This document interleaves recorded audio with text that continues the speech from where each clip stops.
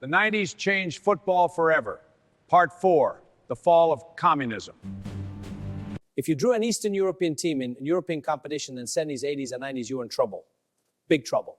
Teams like Dynamo Kyiv, Red Star Belgrade, and Steaua Bucharest were just the tip of the iceberg. If you didn't draw one of those, others were lying in wait. Dynamo Berlin, FC Magdeburg, Videoton.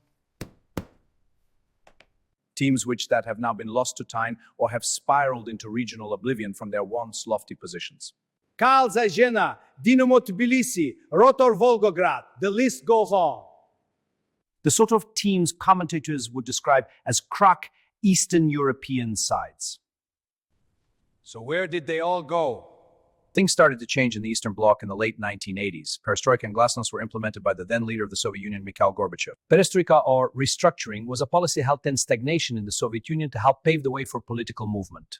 Glasnost meant transparency.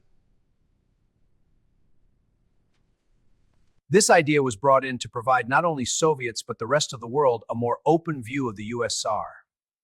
Is this the answer? No, but it's a start. More was to come. Huge changes which impacted not only life in Eastern Europe but through the world, including the landscape of football. After the Second World War, Germany was split up into British, American, German, and Soviet-controlled areas. The same happened with Berlin, except Berlin was slap bang in the middle of Soviet-controlled Germany, which became Communist East Germany. Nowadays, in a unified Germany, the two big Berlin teams aren't really historical rivals. Hertha were from the west and Union from the east. To be fair, Union weren't the biggest team in East Berlin anyway. That was Dynamo.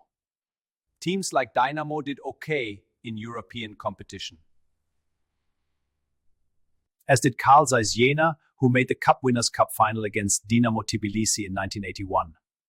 Less than 5,000 people were in attendance for the final in Düsseldorf, as the fans from teams from communist countries couldn't travel easily. As East Germans go, FC Magdeburg had go one better though.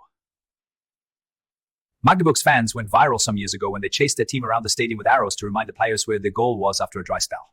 They won the Cup Winners' Cup in 1974, beating defending champions AC Milan in Rotterdam.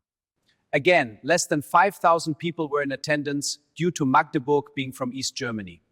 40,000 had attended the previous season's final. The 1975 final saw two Eastern European sides face off. Dynamo Kyiv defeated Ferencváros of Hungary 3-0 in front of under 11,000 spectators.